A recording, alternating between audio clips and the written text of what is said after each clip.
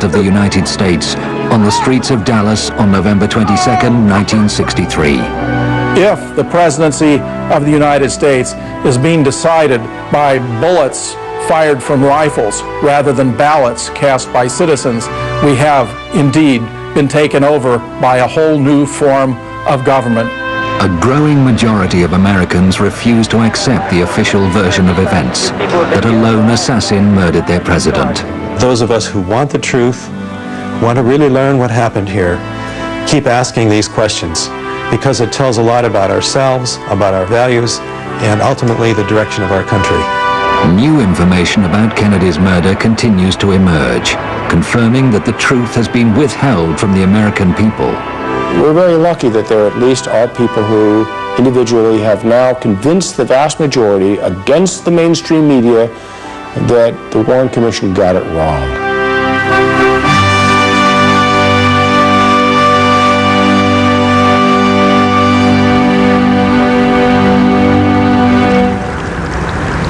From his hometown of Duluth in Minnesota, one of those questioning critics of the official version of events is Professor James Fetzer.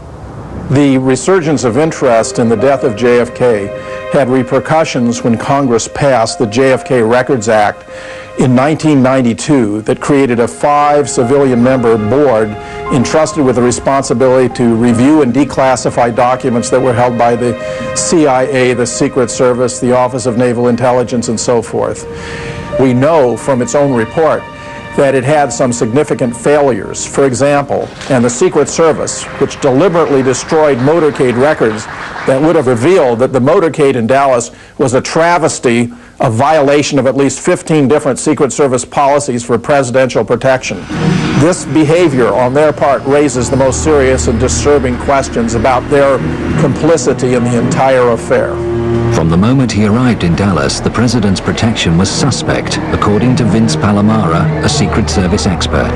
There was last-minute changes invoked by the Secret Service involving President Kennedy's security. Specifically, agents were told not to ride on or near the rear of the limousine. Now, these orders were funneled from the Assistant Special Agent in charge of the White House detail, who was the planner of the Texas trip, Floyd Boring, to one of his assistants, a shift leader by the name of Emory Roberts, who was in charge of the follow-up car. You can see an agent, Henry Ribka, doing his normal duty, jogging besides the limousine, when in the follow-up car, you can see Emory Roberts stand up and wave him back, and you can see a very perplexed Agent Ribka waving his arms in the air several times in seeming disgust. There was another last-minute change made at Love Field, invoked by the Secret Service. The Dallas Police Department motorcycle outriders were told not to be beside the car. It went from 4 to 6 down to a measly 2 riders on each side. And to add insult to injury, they were pushed further back in the motorcade by those agents not being by the car, by those motorcycle officers not being in the position. It opened up President Kennedy to a field of fire from in front and from the rear. In the months before the trip to Texas, there had been a growing number of threats against the president's life. Despite the increase in conspiratorial activity in the month of November 1963, in the apparent red alert the Secret Service appears to be under in response to this activity, the agency acts in the opposite fashion and actually reduces the security and acts like no threats on the president's life are occurring. Why? Uniquely on that day in Dallas, the press, the camera crews, Kennedy's military aide, who would normally sit in the front of the president's car, and even his personal physician were all relegated to the rear of the motorcade by the Secret Service. In a conventional motorcade, the president would be somewhere in the middle, surrounded by security and the press. In this case, the presidential limousine was set right out in front of every other limousine, which of course is the reason why the Secret Service destroyed the records of its own motorcades when they were asked for them by the Assassination Records Review Board. The most suspicious behavior by shift leader Emory Roberts was to be at the time of the shooting in Dealey Plaza. Tragically, he actually ordered the agents not to move during the heart of the shooting. Agent Sam Kinney, who drove the follow-up car, admitted as much to me and told me, quote, exactly right, end quote. In all these deficiencies, begin and end with the Secret Service, because they were the prime movers. They were the ones who were directing the security arrangements from Washington up to and including in the heart of Dallas during security meetings. They were the ones that gave out assignments, vetoed or approved of security arrangements. So the buck stops with them.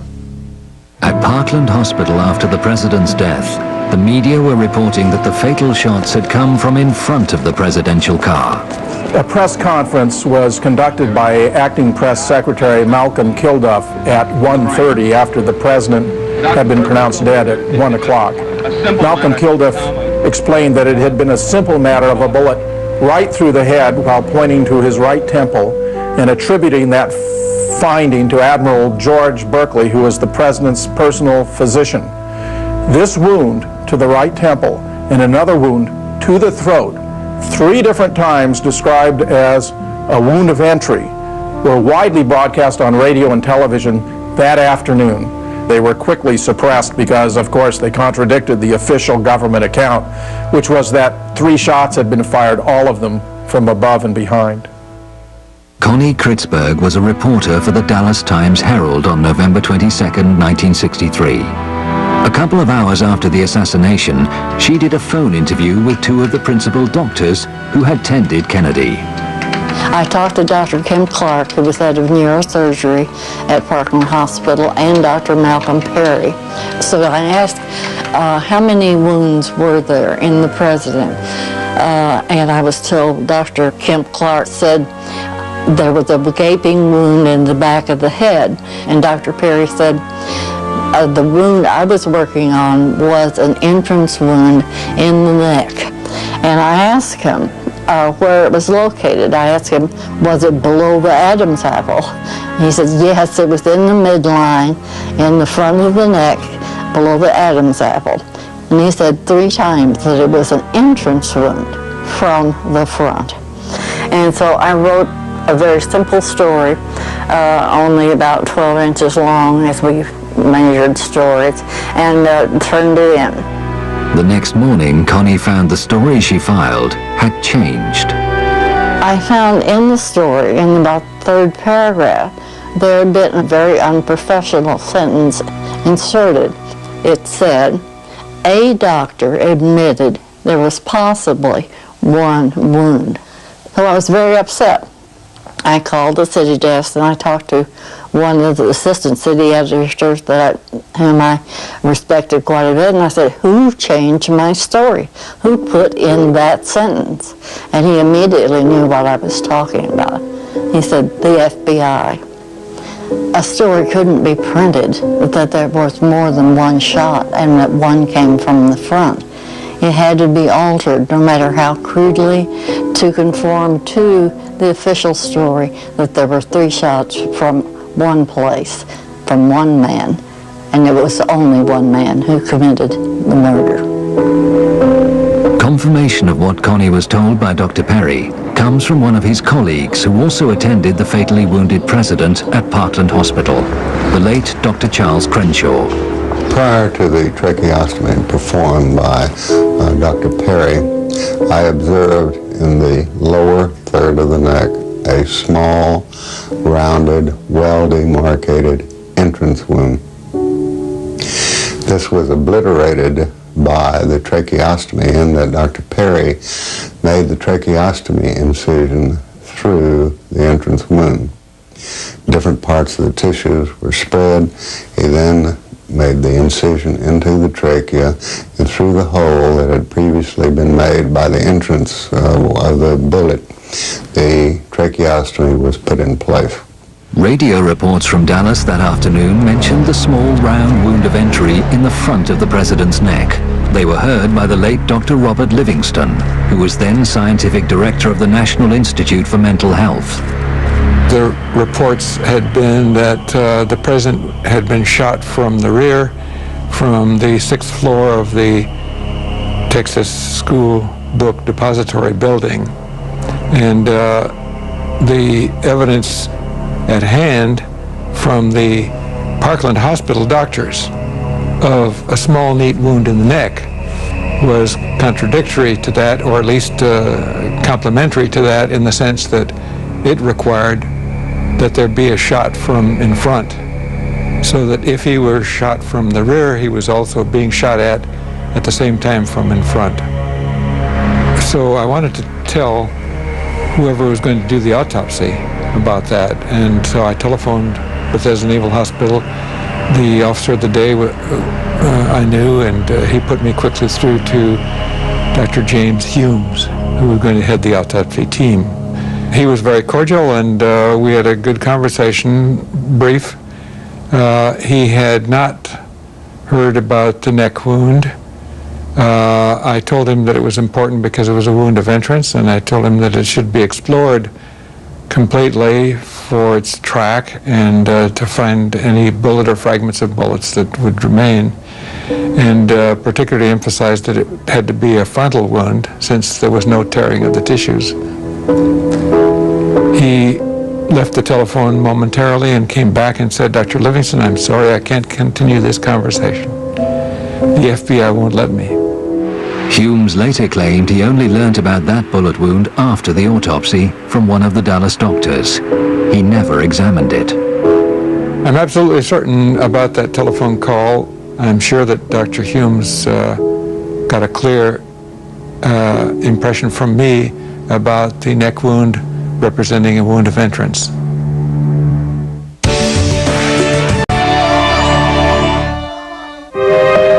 Further corroboration of a shot fired from in front of Kennedy's car came from the late Dr. Evalia Glanges in her only filmed interview. She was no stranger to guns. I've been handling a gun since I was a child. Couldn't even hold the gun. I had to put it on the fence in order to shoot it. On the morning of November the 22nd, 1963, I was a second-year medical student at Southwestern Medical University in Dallas, Texas. We ran around the side of the building to the emergency room exit, and the presidential limousine was there. Had been staying there for some time just watching the back of the emergency room when I realized that there was a bullet hole in the windshield. Talked to my friend next to me and said, "Look, there's a bullet hole in the windshield," and pointed it out to them. At the time, I did not know any of the details of the shooting. I was quite shocked when I looked up and saw the bullet hole, but it was very clear. It was a through and through bullet hole through the windshield of the car from the front to the back. I don't believe there's even any cracks associated with that bullet hole. It seemed like a high-velocity bullet that had penetrated from front to back in that glass pane. At which point, a security officer of some type raced forward and jumped in the limousine and drove it off, even as I was leaning against it, to an area back of us somewhere. And that was the last time I saw the limousine. The Secret Service made certain no authority in Dallas had an opportunity to examine the bullet damage to Kennedy's car. The Secret Service also usurped Dallas authority and removed the Kennedy limousine from Parkland Hospital and flew that limousine back to Washington, D.C. For over a decade, researcher Doug Weldon, a professor of criminal justice and an attorney, has studied Kennedy's limousine and what happened to it in the hours after the assassination.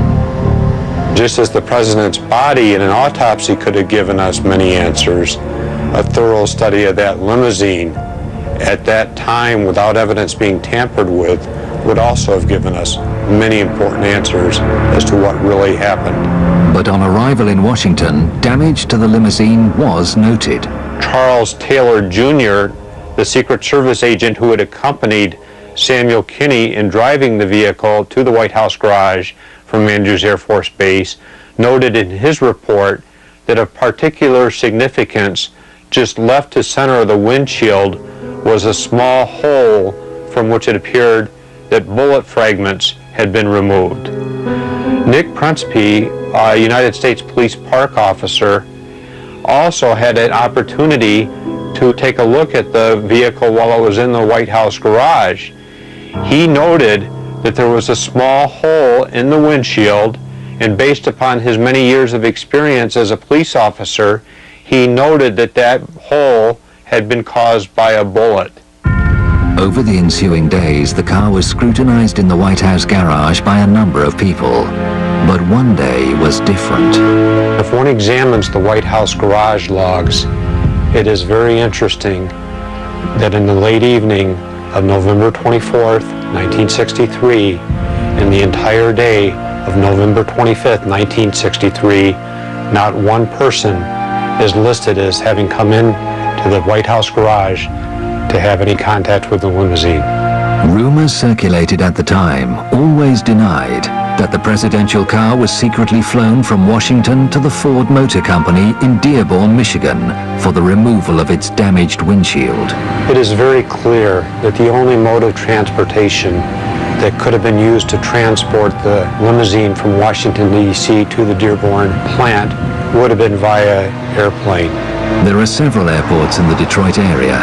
It would have been a simple matter to transport the limousine undercover to its final destination, the Ford Motor Company's Rouge plant. The late George Whitaker Sr., seen here with his wife, was a lifetime employee with Ford and held a managerial position at the Rouge plant. He went to work on the morning of November 25th to be confronted by an amazing sight. He was astonished when he went to the B building where garage existed at that time, and he saw the Kennedy limousine that John F. Kennedy had been murdered in. The interior of the limousine had completely been stripped, and the windshield was not in the limousine. He went to the glass lab where he was in charge of laminating glass, and the glass lab door was locked. He knocked on the door, and it was open, and two of his subordinates were in there with the windshield that had been removed from the vehicle. They were under orders to take that windshield and use it as a template in making a new windshield. But what fascinated him, and which he discussed with his family and no one else until he spoke with me, was that he saw a hole in the windshield. It was a good, clean hole right straight through in the front. Right, this had a clean round hole in the front and fragments on the front of that. Mr. Whitaker had 30 years of experience working with glass and had seen many tests performed on glass, including tests performed with firearms.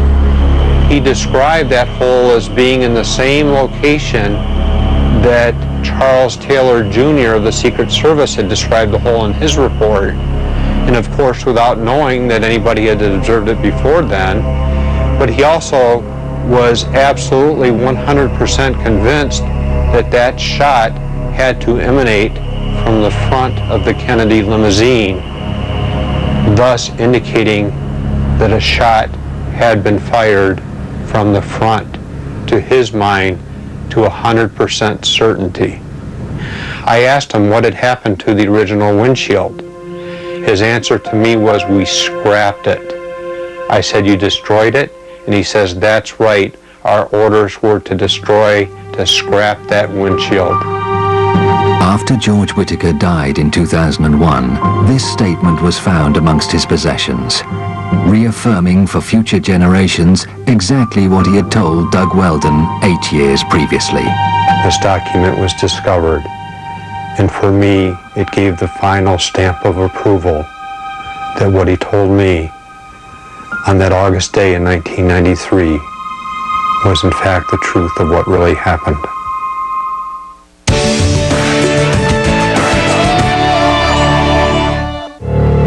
One of the assassination's most significant smoking guns, indicating both a conspiracy and a cover-up, is kept here. Kennedy's original autopsy photographs, taken at Bethesda Hospital on the night of his death, have always been used to support the lone gunman theory. I've looked at these autopsy photographs at the National Archives on many occasions now. I've actually been there on 9 separate visits. When the photographs of the back of the head at the autopsy were shown to 16 Parkland doctors, all 16 said they did not recognize that photograph as what they had seen in the emergency room at Parkland Hospital. How many people did recognize it? 0. When I went to the archives to look at these photographs of the back of the head, there's a pair of photographs, so I used the stereo viewer. And what I saw was really quite shocking. This whole area of hair on the back of the head, with the hair standing up, looked as if it had been glued in one particular plane in space. It was two-dimensional, whereas the rest of the photograph is three-dimensional. And the 3D effect occurs for virtually all the other pairs of photographs, so this was unique. The back of the head, this area, and the hair sticking up here looked as though it was simply two-dimensional, as if it had been glued into one position in space, in one plane. It was the most bizarre. What does that mean? Photographic forgery. We get a 3D effect for all the image except for the place where it's exactly the same because it's been dubbed in. So they took out basically the part where the hole was, and instead they used a soft matte insert to put in the same image on each of these photos of the back of the head, so that it would look like there was no damage back here. If there's a big hole at the right rear of the head, that means a shot from the front. That can't be Oswald. So the conspirators were hard-pressed at this point. They had to get rid of that big hole at the back of the head, or it would have clearly shown shots from the front and no possibility of a lone gunman.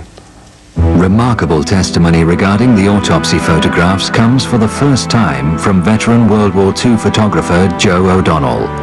He worked for the State Department and then the U.S. Information Agency for a total of 23 years, serving with distinction under 6 presidents. He was devastated by Kennedy's death. He was a fine man, he really was.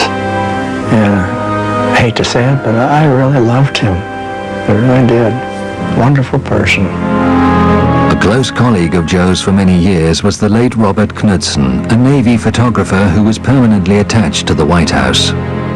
He didn't have many friends, not in the press. They were envious of him. But he was a very nice fellow. We always got along great. On the night of Kennedy's assassination, Robert Knudsen never came home. He returned to his family 3 days later, deeply disturbed. He told them he had taken many photographs of the president's body in the morgue at Bethesda, and that it was the hardest assignment he'd ever had.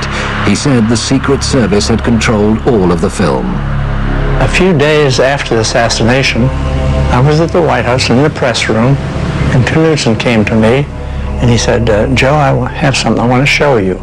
So I went back to his sort of a workroom, and he pulled out an envelope and showed me about 12 pictures, 5 by 7, and had all these pictures of the president on his stomach and on his back, and could see the hole here, about 3/8 of an inch, and the back of his head above the line, big hole about the size of a grapefruit. And then a couple days later, maybe a day later, he said, Joe, have a minute? And I said, sure. He said, I want to show you something. Those pictures I showed you the other day, these are the same ones, but a little different. And I said, what do you mean? He said, let me show you. He got the first one out, and I said, no hole. He said, no, they covered it up. And I looked in the back. The hole was neatly covered up. And I said, who did that? He said, well, I didn't do it. I said, well, I'm not saying you did, but I'm surprised. There is no record of Robert Knudsen attending Kennedy's autopsy, yet he had photographs in his possession that had clearly been altered to disguise a shot from the front. These photographs were always in the control of the Secret Service. So whoever changed this, whoever modified it, either had to be in the government or had to have the approval of the government to do this. We certainly can't imagine the Mafia, for example, doing this, or the Soviets. There's just no way. It had to be someone with government approval. The government continues to be haunted by the discrepancy between the wounds the autopsy photographs show and what the Dallas doctors actually saw. In the late 70s, the House Select Committee on Assassinations looked at the evidence of the Kennedy assassination, and one of the most disturbing things about that evidence when they looked at it was the fact that there were a team of doctors where Kennedy had been taken right after he was shot in Dallas. These are Dallas doctors who were experienced in trauma who had said he had a hole in the back of his head. The House Select Committee on Assassinations was trying to say that Oswald had done it, and with a hole in the back of the head, if you're being shot in the back and the bullet blowing out in front, that doesn't fit. So the House Select Committee reported that it had refuted the Dallas doctors. The Dallas doctors all got it wrong because they had better witnesses. Their witnesses were the witnesses that were there in the morgue during the autopsy. And they said that 26 witnesses that they'd interviewed all endorsed the autopsy photographs showing the head wound up here. None of them agreed that there was a wound back here. There is no medical evidence that President Kennedy was hit from the front and to the right. But they didn't let us see the interviews. They didn't let us see the documents that these people had prepared. In fact, they were scheduled to have been suppressed until 2028. When the documents tumbled out in the mid-1990s, lo and behold, the autopsy witnesses, who the House Select Committee had interviewed, said the same thing the Dallas doctors did. The hole in the head was back here. They drew diagrams showing a hole in the head back here or back here, and it became very apparent that the House Select Committee had just interviewed these people, suppressed their testimonies, and then misrepresented them in their report. The forensic pathological panel simply says that if he was shot at from the front and to the right, the shot missed. The doctors who were supposed to evaluate the medical evidence for the House Select Committee assassinations never saw these suppressed interviews where not only were the Dallas doctors saying there's a hole in the back of the head here, but so were the morgue witnesses saying there was a hole in the back of the head. So it was a complete abomination. It was perhaps the most dishonest thing that was ever done, and it was apparently done to keep Oswald as the central figure in this scenario.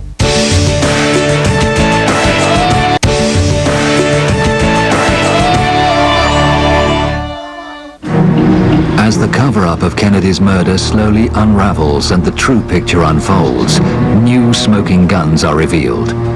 This is the Field of Honor in Restland Cemetery, Dallas, and the burial site of a professional mortician laid to rest here by his colleagues on February 17, 1974. This plaque marks the life of a mysterious man whose links to the Kennedy assassination are only just beginning to emerge. His name was John Liggett. He is remembered as a highly skilled embalmer by a former friend and co-worker, Charles Smith. If he'd have to build a lip or a nose or build an eye orbit or an ear, he may work all night long doing the reconstructive work on someone that had been maybe shot in the face or automobile accident. He was the best. He would tell you he was the best. And when he finished it, he wanted the family to tell him he was the best. Popular with his colleagues, he also had a secret life. There'd be days when John would call and say, I need to miss tonight, or I'm not going to be there. Or this happened quite a bit, that John was, we didn't know where John was, and I don't know that management knew where he was. He would just call in and say, I need off. Never discussed where he was, and we didn't ask. A lot of fellow workers would wonder, why can he be gone 2 or 3 weeks, come right back in so easy? And we felt like if we were gone for 2 or 3 weeks, well, there's no use in coming back. In a small town in Oklahoma, far from the rhythms of the big city, John Liggett is remembered by a former wife. Lois married him in Dallas after a whirlwind romance only 3 months before Kennedy's assassination. John was a very charming person, and I found him to be very attentive and considerate and very, very sweet to me. I loved him. I fell in love with him. John came into our lives less than a year after our own father, Charles Godwin, had been killed in a private plane crash. And John was not real welcome by my 2 older sisters and my brother and myself. We were a family. And he had a ready-made cover, and that's what I've always thought, is that we were a convenient cover for a man who needed that. On the day of the assassination, John was with Lois at Restland, attending the funeral service of her late aunt. He was suddenly called from the graveside. John went to the office and came back very shortly and explained to me that the President of the United States had been shot and that he was called to go to Parkland Hospital. I went home after the funeral, and it was about 2 o'clock in the afternoon, and John called me from Parkland. I could hear the confusion in the background. And I asked him what was going on. He said, the president has died. And I said, well, did Westland get the job? And he said, no, some other funeral home got the job. But he said, I've got a lot of work to do. Don't try to call me. I'll call you as soon as I can. And it was about 24 hours before I heard from him. He came home and he walked in the door, and when I saw him, he physically looked like he had really been through a very traumatic experience. His clothes were disarrayed, and that was so out of character for him. He was obviously tired, very exhausted, but agitated and hyped, and informed my mother that we would be leaving town, that we had to get out of town. I said, where are we going? And he said, we're going to get out of town for a while until all of this blows over. And that was a quote, because I thought, well, what blows over? A high-speed journey south took the perplexed family firstly to Austin and then San Antonio.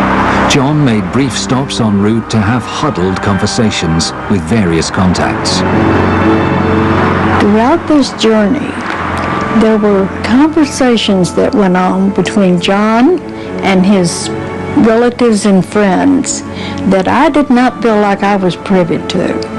That they knew something I didn't know, and I didn't understand what was going on.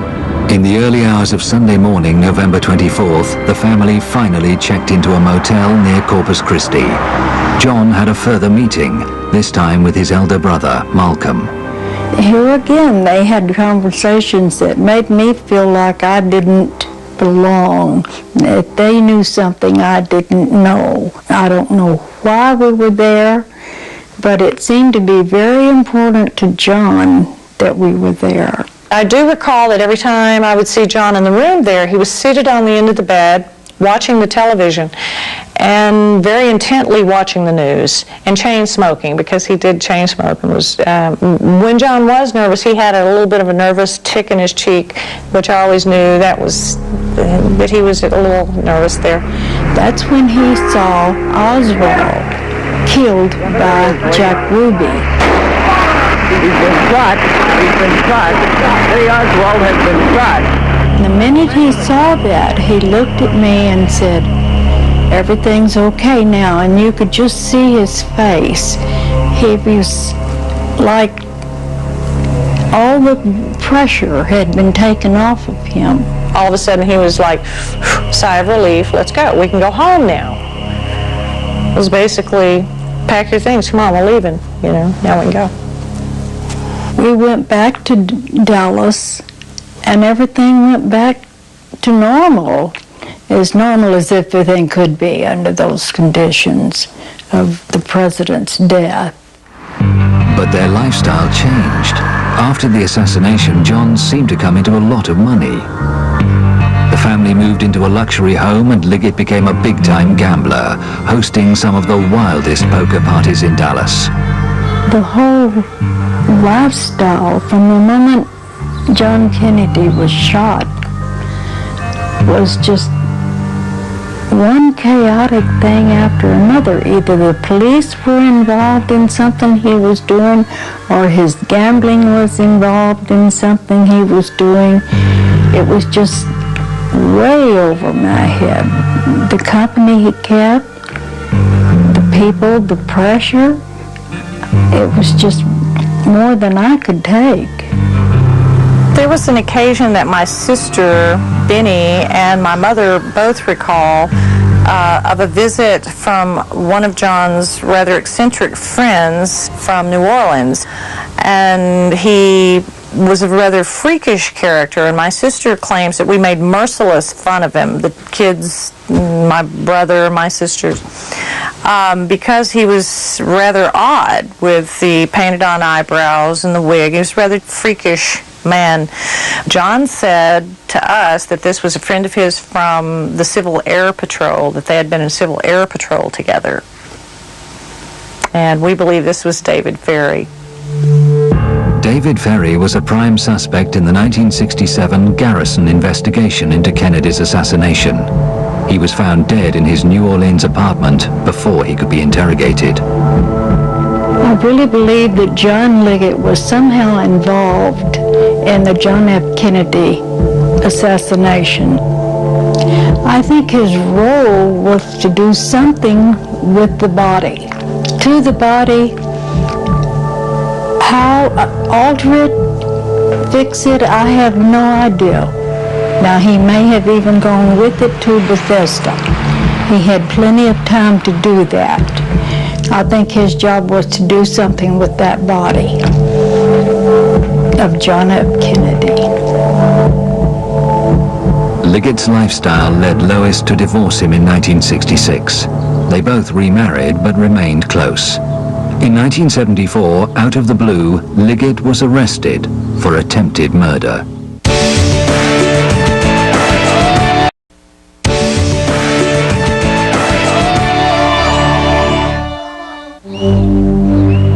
This Dallas home was the scene of a vicious crime. Dorothy Peck, a friend of John Liggett's, suffered horrendous injuries and was left for dead, but survived to identify Liggett as her assailant. The police were swiftly linking him with other brutal killings in the Dallas area. He was imprisoned in the county jail, but the police were not allowed to interrogate him. John had been held on remand for almost a year when his brother Malcolm insisted on meeting Lois in a park in Austin. He was very secretive about this meeting, and he wanted to walk. He wouldn't talk to me in my car. And he told me at that time not to have any further contact with John, that it would be in my best interest not to. In fact, he said, if you care anything at all about your children or yourself, you will not see him or correspond with him anymore.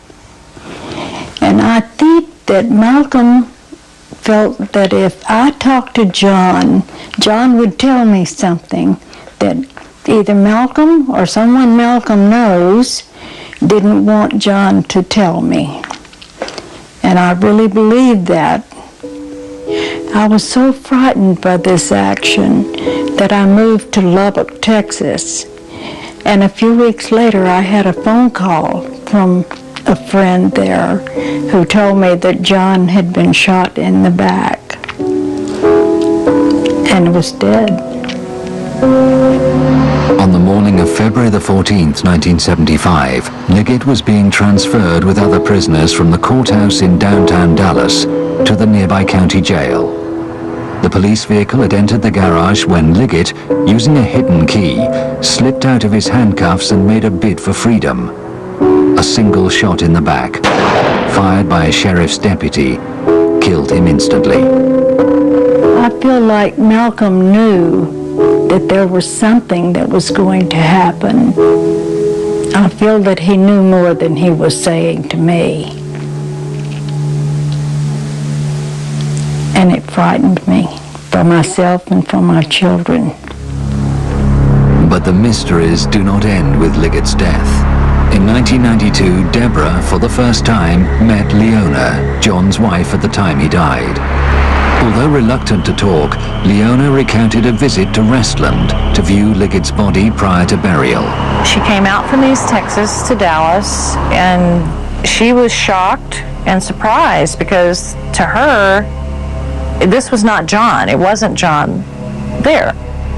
She said that the person that was in the casket that she was shown had a mustache, and this to her was also an indication this was not John, and I too would have to think not, because John never, as long as I'd known him for the many, many years, could even grow a mustache. I did get the distinct impression that Leona was very nervous, even at that time in 1992, to speak with me about the details of John's death and her suspicions that it was not John that was buried there, and probably rightly so. I think I would be very nervous to know that as well, and I think I am. John's brother Malcolm handled the funeral that took place 3 days after the shooting.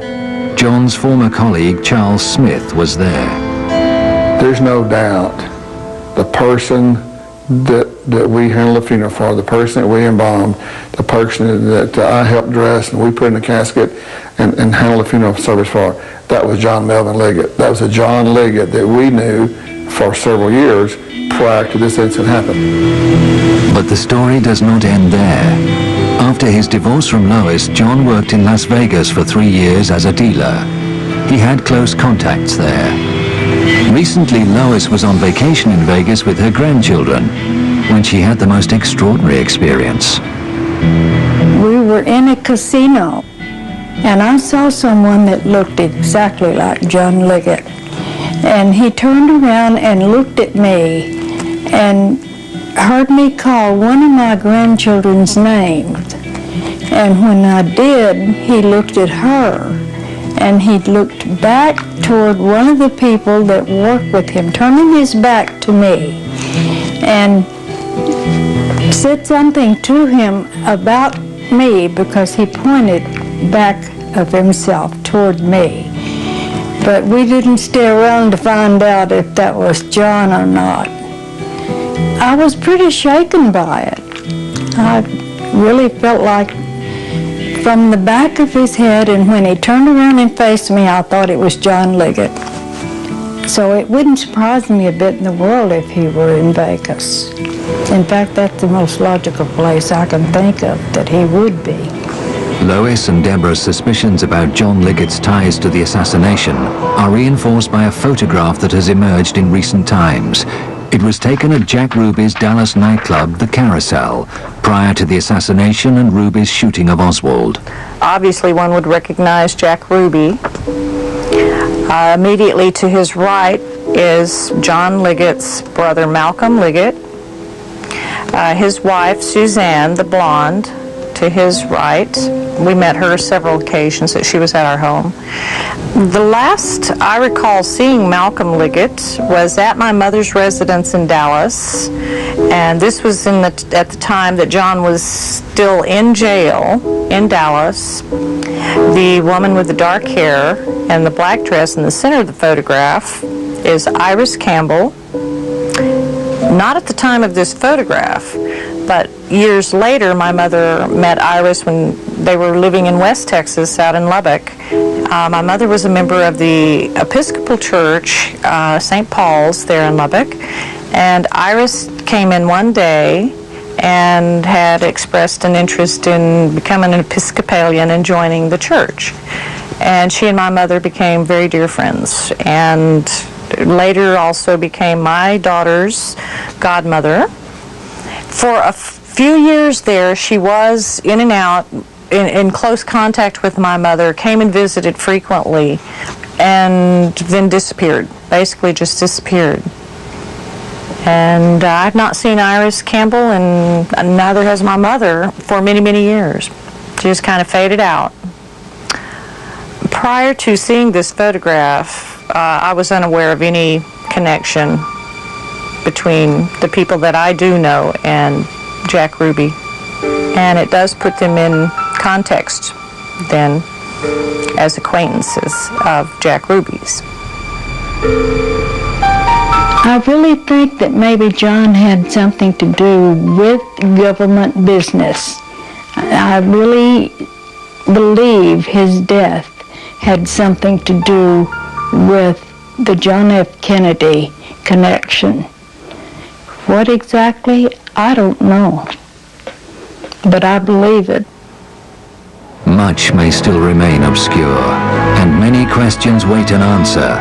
But as more and more courageous Americans speak out, the smoke begins to clear, revealing the hidden truth that lies behind the assassination of President John F. Kennedy. Can't kill the president.